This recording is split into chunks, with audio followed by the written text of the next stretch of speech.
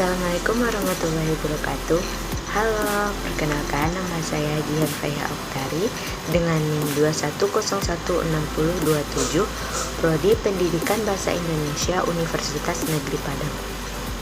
Pada kesempatan kali ini, saya akan menyampaikan materi tentang berdiskusi dalam bentuk keterampilan berbicara. Yang pertama, saya akan membahas tentang pengertian diskusi. Diskusi adalah perundingan atau pertukaran pemikiran untuk memperoleh pemahaman mengenai penyebab suatu masalah dan solusi penyelesaiannya.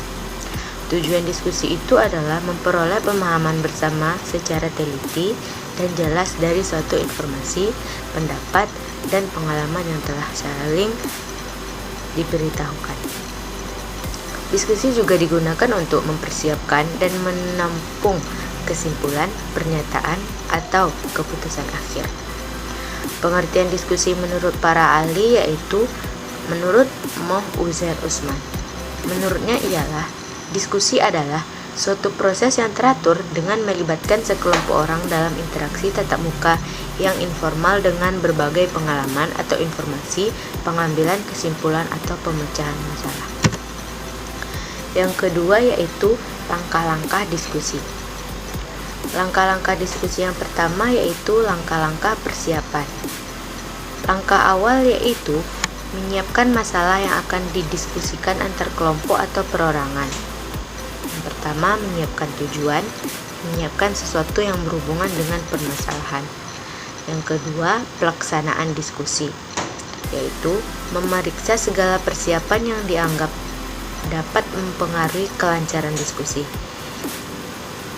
Melaksanakan diskusi sesuai dengan aturan main yang telah ditetapkan dalam pelaksanaan diskusi hendaklah memperhatikan suasana atau suatu iklim belajar yang menyenangkan. Misalnya tidak tegang dan tidak saling menyudutkan. Memberikan pengarahan sebelum dilaksanakan diskusi, misalnya menyajikan tujuan yang ingin dicapai serta aturan-aturan diskusi sesuai dengan jenis diskusi yang dilaksanakan.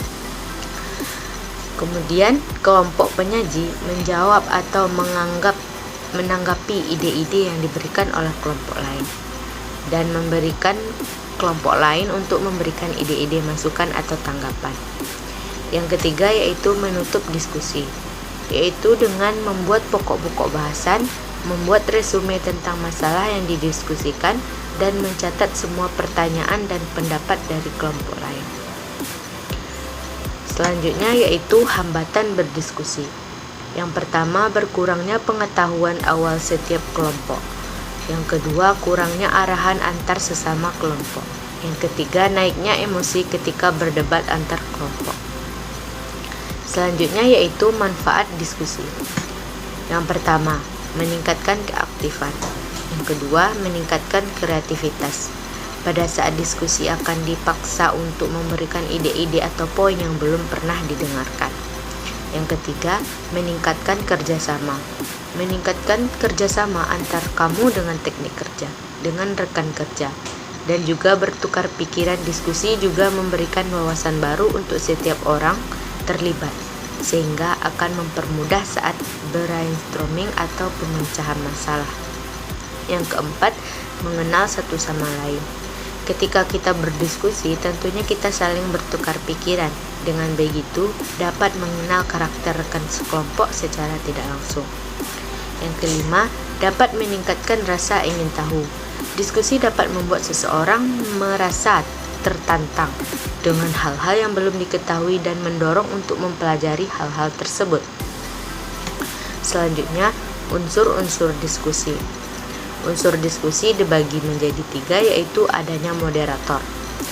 Moderator bertugas untuk menyiapkan pokok bahasan, membuka diskusi, dan menjelaskan tentang topik bahasan, memperkenalkan anggota kelompok, mengatur penyampaian materi, kemudian menyimpulkan pembahasan yang telah disampaikan. Yang kedua, adanya pembaca materi.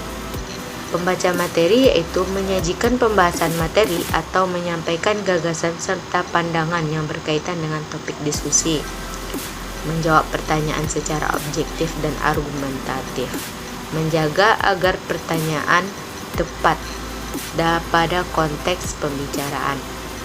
Yang ketiga, adanya notulen dan peserta diskusi. Selanjutnya yaitu jenis-jenis diskusi. Jenis-jenis diskusi yang pertama yaitu diskusi dalam berkelompok.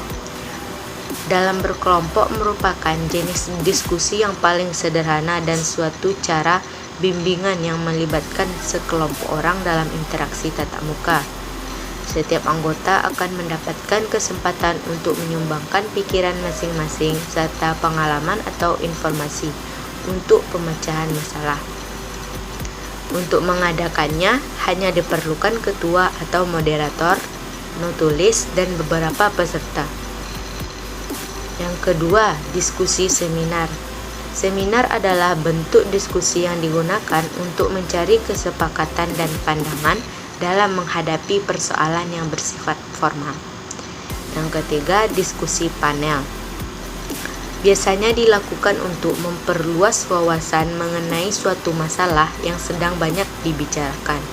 Misalnya pelatihan bisnis online dan teori tapi juga praktik. Yang keempat, diskusi simposium. Simposium adalah bentuk diskusi yang diselenggarakan untuk membahas suatu pokok permasalahan tertentu.